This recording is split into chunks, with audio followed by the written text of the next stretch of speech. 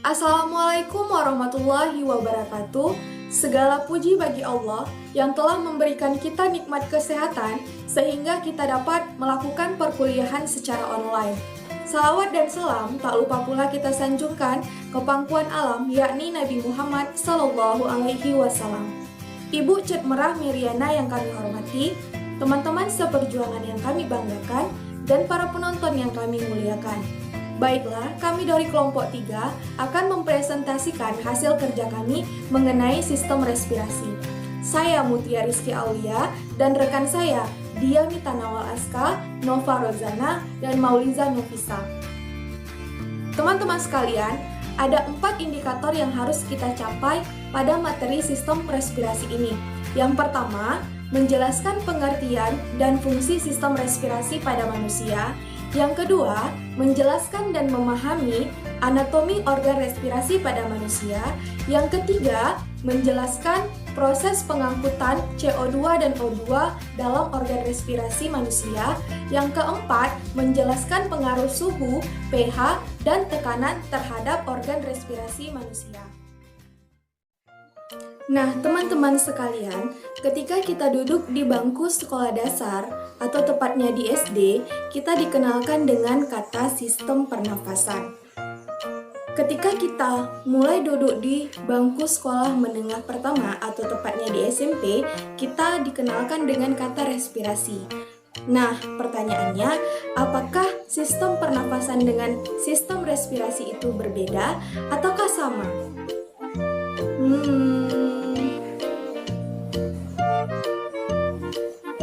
Aha, jawabannya tentu saja berbeda.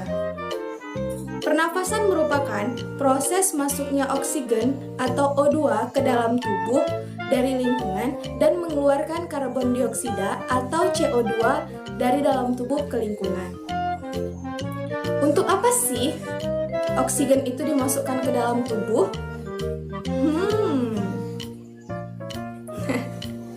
Aha, oksigen atau O2 yang dimasukkan ke dalam tubuh, tepatnya di alveolus, di dalam paru-paru, akan berdifusi nantinya dengan pembuluh darah dan darah akan mengangkut ke jaringan dan sel-sel dalam tubuh, tepatnya di mitokondria, untuk melakukan oksidasi atau pembakaran makanan atau nutrisi untuk menghasilkan energi.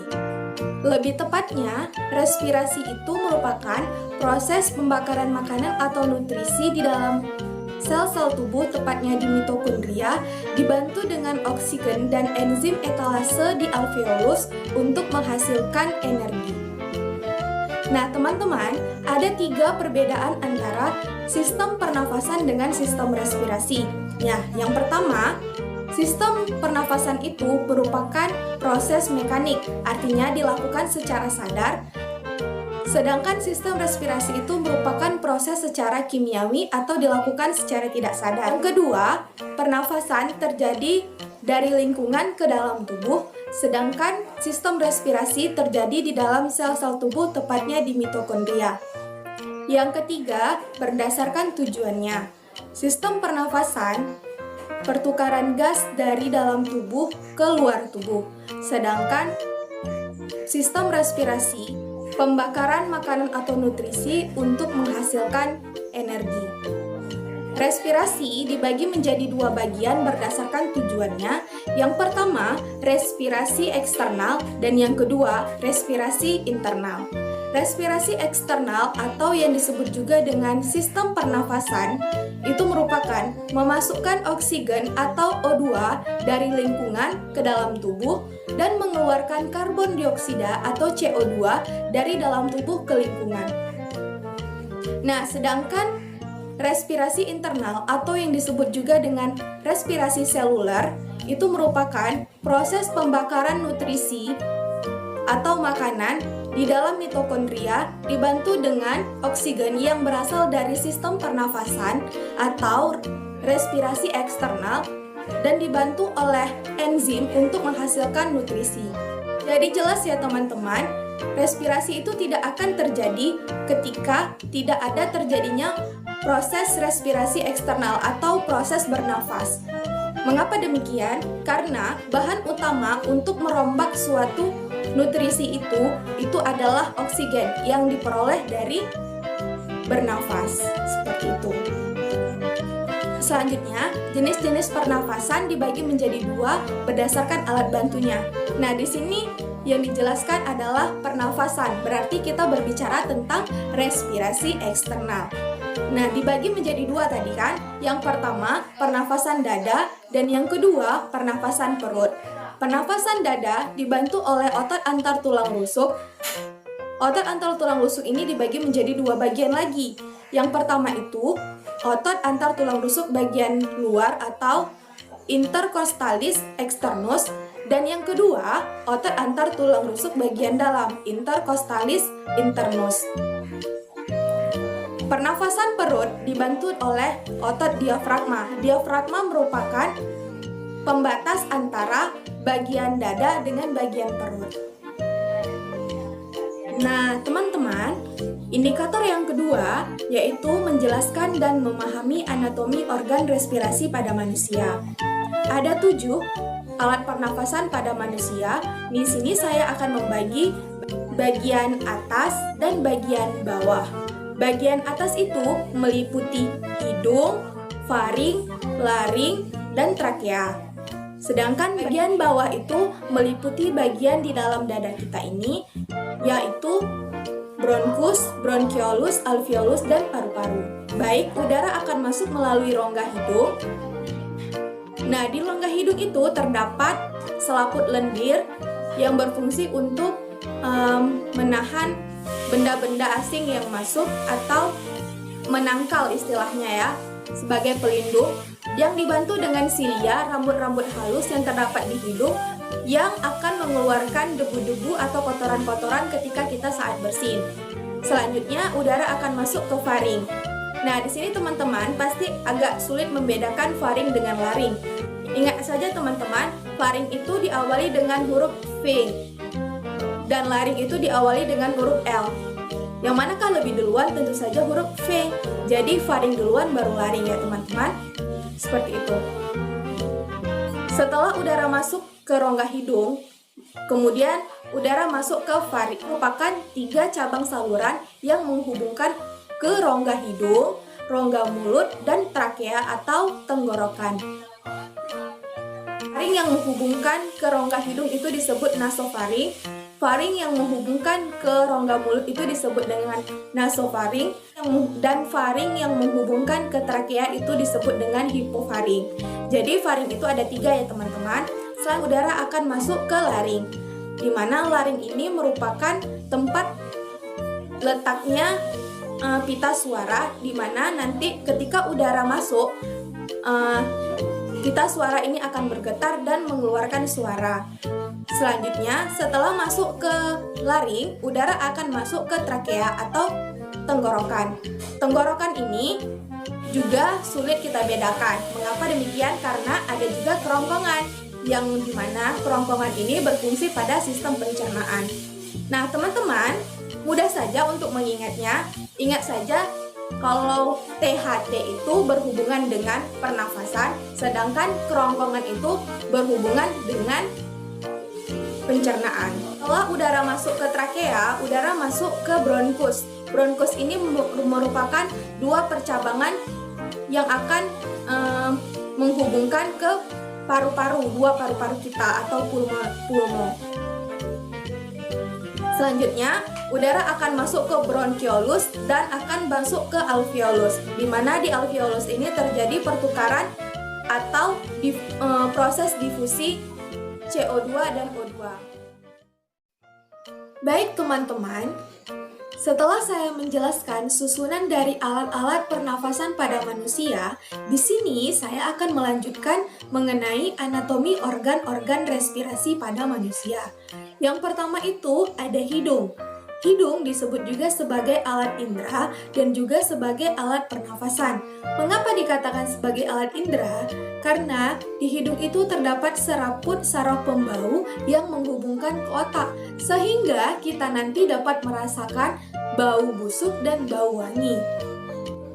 Di bawah seraput saraf pembau terdapat silia-silia saraf pembau.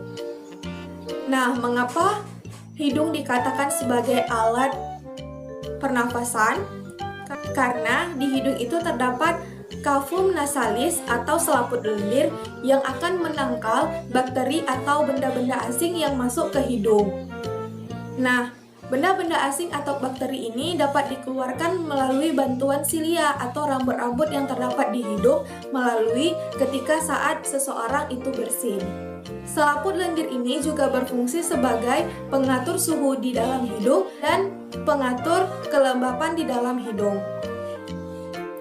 Di dalam hidung ini teman-teman juga terdapat sinus yang berisi udara. Di dalam hidung juga terdapat konka yang kaya akan kapiler-kapiler darah. Nah, di kapiler-kapiler darah ini juga berfungsi untuk menghangatkan hidung. Selanjutnya, saya akan menjelaskan anatomi dari faring dan laring. Teman-teman, tentu saja teman-teman sudah tahu bahwa faring duluan baru laring. Karena faring letaknya lebih di atas daripada laring. Faring ini memiliki 3 bagian. Karena dia merupakan 3 saluran yang menghubungkan ke dalam rongga hidung, kerongga mulut, dan trakea, sehingga yang menghubungkan ke rongga hidung itu disebut dengan nasofaring, yang menghubungkan ke rongga mulut disebut dengan oralfaring, dan yang menghubungkan ke trakea itu disebut dengan hipofaring. Nah, selanjutnya kita masuk ke dalam laring. Laring ini merupakan pangkal tenggorokan, di mana di laring ini terdapat pita suara yang ketika udara masuk, pita suara ini akan bergetar dan akan memunculkan suara seperti itu. Di sini saya akan menjelaskan mengenai anatomi paru-paru. Paru-paru disebut juga dengan pulmo. Paru-paru pada manusia itu ada 2, yaitu yang kiri dan yang kanan. Yang kanan disebut dengan pulmo dexter dan yang kiri disebut dengan pulmo sinister. Teman-teman, kedua paru-paru ini berbeda. Dari mana perbedaannya? Dari lobus dan beratnya. Paru-paru kanan lebih berat daripada paru-paru kiri karena paru-paru kanan memiliki 3 lobus dan paru-paru kiri memiliki 2 lobus. Berat paru-paru kanan itu sekitar 375 sampai 600 gram. Sedangkan paru-paru kiri itu beratnya sekitar 325 sampai 550 gram. Selanjutnya, paru-paru ini dibungkus oleh 2 lapisan tipis, yaitu disebut dengan pleura. Nah, karena kita berbicara dilapisi oleh 2 pleura, sehingga ada bagian dalam dan ada bagian luar yang berhubungan langsung dengan paru-paru, disebut dengan pleura visceralis. Sedangkan selaput pleura yang bagian luar disebut dengan pleura parietalis. Nah, teman-teman, di antara selaput pleura bagian dalam dengan bagian luar terdapat cairan yang disebut dengan cairan seros. Nah, selanjutnya teman-teman, apa sajakah isi atau anatomi yang terdapat di dalam paru-paru kita? Yang pertama itu bronkus. Bronkus ini letaknya di luar paru-paru karena bronkus ini merupakan percabangan dari trakea yang memastikan agar udara masuk ke dalam paru-paru kita. Ada 2 yang jalur menghubungkan ke paru-paru kanan dan menghubungkan ke paru-paru kiri. Selanjutnya ada bronchiolus. Bronchiolus ini merupakan percabangan dari bronkus yang nantinya di ujung-ujung bronchiolus ini terdapat alveolus. Nah, di alveolus ini terjadi pertukaran gas secara difusi. Nah, di ujung-ujung bronkus itu terdapat alveolus. Dan yang terakhir, yang terdapat di paru-paru itu adalah pembuluh darah. Nah, saya akan menjelaskan anatomi dari alveolus. Nah, alveolus itu merupakan gelembung-gelembung kecil yang berisi udara. Nah, alveolus itu terdapat di ujung-ujung bronchiolus seperti yang saya katakan tadi.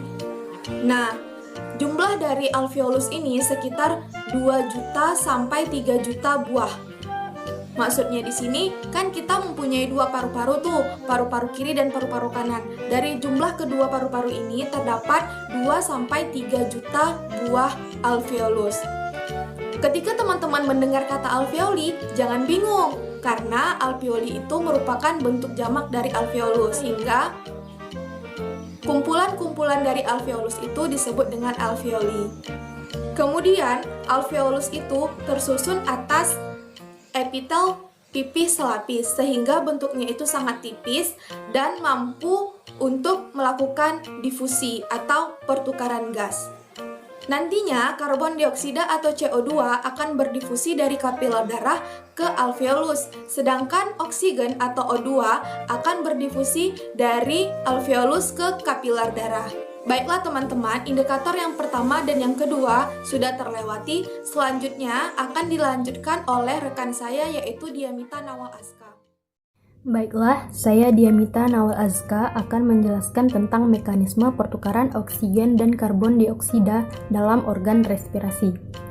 Pada mekanisme pertukaran oksigen dan karbon dioksida ini, itu terjadi dua siklus, yaitu inspirasi dan yang kedua ekspirasi. Pertama, inspirasi. Inspirasi yaitu peristiwa masuknya oksigen ke dalam paru-paru kita, yaitu pada saat kita sedang menghirup udara. Yang kedua, ekspirasi. Ekspirasi yaitu proses ketika karbon dioksida dan uap-uap air dikeluarkan dari paru-paru kita, yaitu pada saat kita menghembuskan udara atau menghembuskan nafas kita. Nah, pada mekanisme pertukaran oksigen dan karbon dioksida ini terjadi 4 tahap. Pertama, ventilasi. Yang kedua, distribusi. Yang ketiga, perfusi. Dan keempat, difusi. Pertama, ventilasi. Ventilasi yaitu proses atau peristiwa masuk dan keluarnya udara ke dalam paru-paru. Yang kedua, distribusi. Distribusi yaitu peristiwa pembagian udara ke cabang-cabang bronkus. Yang ketiga yaitu perfusi. Perfusi yaitu proses distribusi darah menuju kapiler paru-paru. Dan yang keempat yaitu difusi, yaitu proses perpindahan oksigen dari alveoli menuju kapiler darah dan perpindahan karbon dioksida dari pembuluh darah menuju alveoli.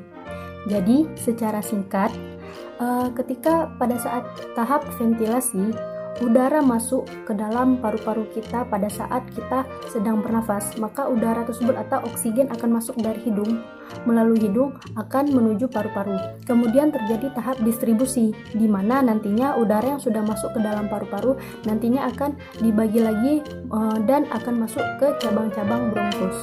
Dan disitulah nanti terjadi tahap perfusi, di mana jumlah aliran darah yang kaya akan karbon dioksida yang mengalir di dalam kapiler paru-paru nantinya akan menjemput oksigen yang masuk pada saat kita bernafas tadi, sehingga terjadilah pertukaran oksigen dan karbon dioksida secara difusi, yaitu nantinya oksigen itu akan berpindah dari alveoli menuju kapiler darah dan perpindahan karbon dioksida itu dari pembuluh darah menuju alveoli.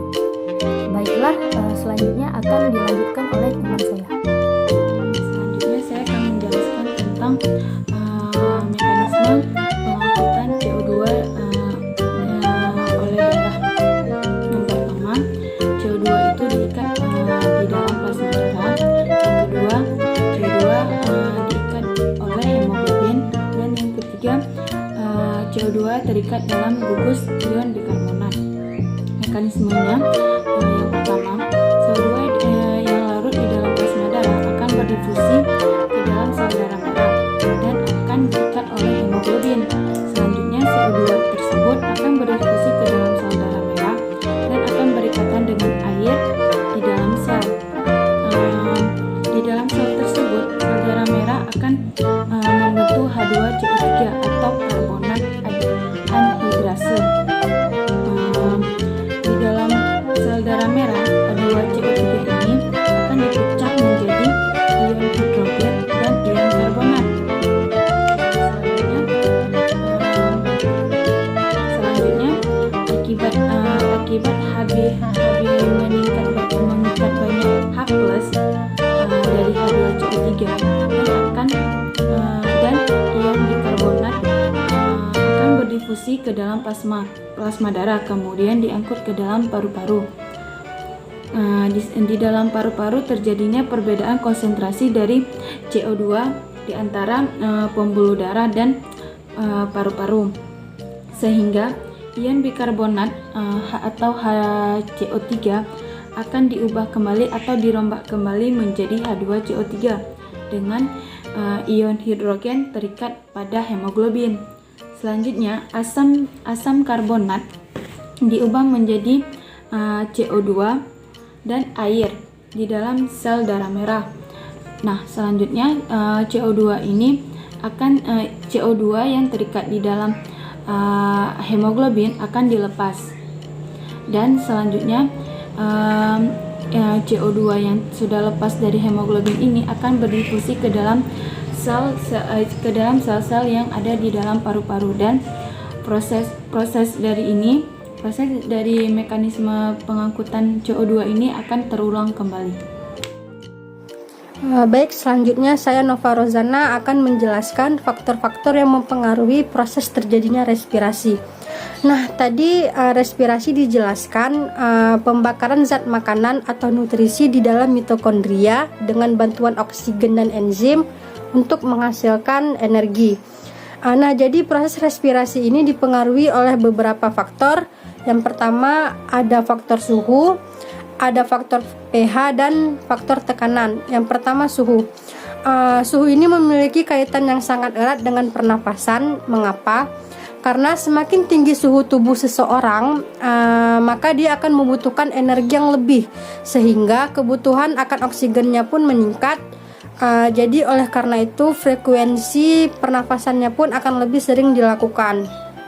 Atau lebih singkatnya, semakin tinggi suhu tubuh seseorang, maka semakin tinggi pula frekuensi pernapasannya. Yang kedua ada pH. pH rata-rata dari darah sedikit basa itu ada 7,4, dan batas normal dari pH darah itu ada 7,8 sampai dengan 7,42. Nah, hubungan keasaman darah dengan proses pernapasan yaitu keasaman darah yang berlebihan atau pH darah berlebihan itu disebabkan karena penumpukan karbon dioksida di dalam darah. Nah, jadi tingginya kadar karbon dioksida di dalam darah itu akan merangsang otak di bagian medula oblongata yang mengatur pernafasan, sehingga pernafasan akan lebih sering dilakukan atau lebih cepat dan lebih dalam. Yang ketiga ada tekanan.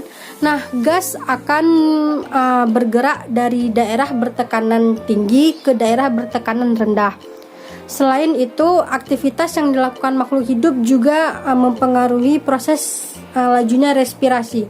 Mengapa? Makhluk hidup yang melakukan aktivitas yang lebih sering atau lebih banyak itu akan membutuhkan energi yang lebih atau membutuhkan energi yang banyak. Nah, semakin banyak kebutuhan energinya, maka semakin cepat pernafasan yang dilakukannya.